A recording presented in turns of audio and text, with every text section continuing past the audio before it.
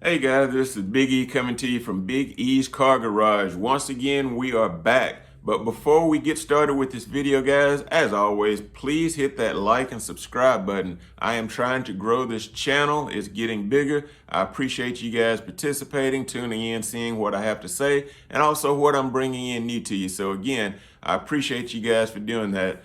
So today, guys, what are we going to talk about? I know we've been talking about transmissions for a couple of videos now, and we're going to continue to talk transmissions right now, simply for the fact that this past summer, as most of you know, I had a newly built 470W transmission for my car, and I installed it in the Darkhorse GT, of course, with a manual manual valve body, transbrake, overdrive, and lockup feature. So I am really enjoying this car right now. Like I said, I've been driving this car for about 2 months now. But one of the other things I wanted to show you guys, as you know, and I've mentioned that I wanted to talk about a little bit today, was when I put that transmission in. Yep, the addition of the B&M Gated shifter. This is a awesome shifter, guys. The installation went quite well. The thing that I do like about this shifter is it was easy to install. It looks really good. I feel like the quality is solid. It's durable. But it does have on the shifter 2 momentary push buttons, which I utilize one of those for the transbrake. The other one is not being utilized right now. Reason I went with the button on the transbrake button on the shift is I did start out putting the button on the steering wheel as most race car drivers do, but as you guys know, I am still utilizing the stock steering column in my car. So of course, with that transbrake button cord, trying to hold down on the transbrake button while the car is in reverse so that it will back up could get a bit cumbersome. Also winding up your cable, which really isn't the problem. It's just trying to keep your thumb on that button, especially if you're backing the car up and turning at the same time. So the easiest solution was to utilize the button that came on the on the stock B&M shifter. That was very easy to wire up. Like I said, of course, I'm going to use a second one for something in the future. I just haven't decided yet. One thing I wanted to tell you guys too, on the 470W transmission for this kit, they do give you a package full of brackets that will come in the kit. There's only one of those that can be utilized if you do the method that I did. So with that being said, B&M does want you to buy a $110 kit for the 470W transmission so that you can utilize the shift cable that comes with the kit. I did not want to do that, so I got very creative and got in my garage and fabricated my own. What I ended up doing was using one of the brackets that is usable in this kit. I actually took my stock eyelet that was on the stock shifting cable. I cut that off. I welded that to a barrel with female threads on each end.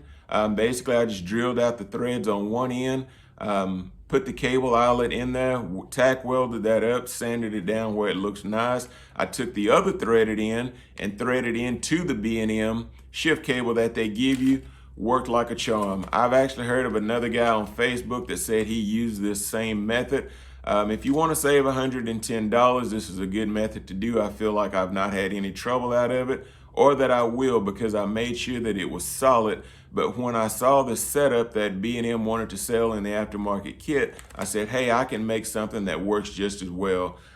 What I will say is, if you do go with the B&M shift kit, again, it's a great product, I'm sure. You will have to remove the transmission pan because there are a couple of items that you will have to remove so that you can insert the new shift shaft that comes with that, so that you can utilize the B&M shift cable with the eyelet that they supply you. Again, I did not want to go through all of that, so I basically, again, removed and cut off the stock eyelet on my stock transmission cable. I just welded that onto a female barrel, took the other end, inserted the B&M shift cable, put it through the mount that came in this kit. Works like a charm. All right, guys, one other thing we talked about was the addition of the transbrake button that's on my shifter.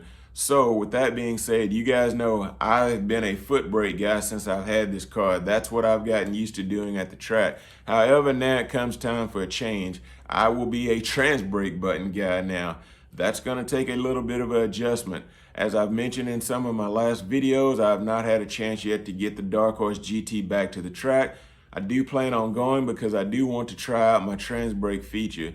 Now, this is a street car. I have been on the street and tried this. Let me tell you guys, going from a foot brake option to a transbrake option it's a different world. It's gonna take some getting used to. But when I do get used to it, I am gonna have more solid and better 60-foot times. I'm gonna have better reaction times, I feel like. And overall, it's just gonna be better race car quality, something I can get used to and be more consistent.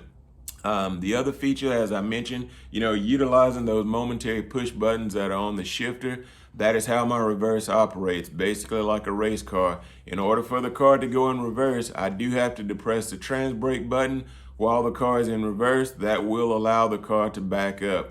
I actually like that feature. This kit probably cost around $429 for the shifter. If you're using the 470W transmission, of course, it's going to be, if you use the option that they have for the cable, it's going to be an extra $110. If you guys want to shoot me a comment below, I can walk you through the parts of what you would need to make your own shift in and how I did it. It's fairly easy. I think any of you guys with mechanical know-how can take care of this. It was pretty easy to figure out. Once you see the setup, you will understand it. Guys, as far as the Darkhorse GT, again, I'm going to be trying to come back with you guys a little bit more sooner than later with some more videos of what I plan to do. Most likely my next video, I'm going to get this thing out on the street, put the camera in it, go for a drive test, and just show you guys me going through the gears, driving the car, and enjoying it. I know a couple of you guys have put in the comments that you would like to see a drive video. The other thing I want to do is, another reason I'm excited to make that video is, of course, my last edition was building my own Anderson power pipe for the 2-valve 4.6 that's in this car. I have not put the car on the dyno to see, or dyno tune it again yet to see if there were any horsepower improvements, although I feel like they were. But the biggest difference I can tell right now is, guys, if you love the whine of the supercharger, with this addition of the Anderson power pipe, 4 inches through and through, you will noticeably hear your supercharger, which is nice. So I'm excited about that. I like hearing the car go down the road now. And once I make that video, you guys will be able to hear that too. So guys, once again, from Big E's Car Garage, this is Big E. If you haven't already, hit that like and subscribe button. Until next time, guys, when we tune in, peace.